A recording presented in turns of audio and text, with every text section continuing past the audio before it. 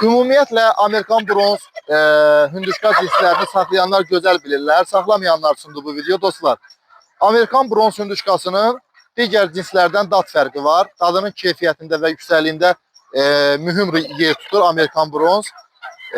Amerikan bronzun ümumiyyətlə ətinin keyfiyyətindən də əlavə ətinin yumuşaqlığı da böyük rol oynayır. Yəni burada kabab və bu cürünə, yəni kabab kimi kreativ yeməklərdə, xüsusi yeməklərdə bu hündüşkaların ətləri xüsusi yer tuturlar.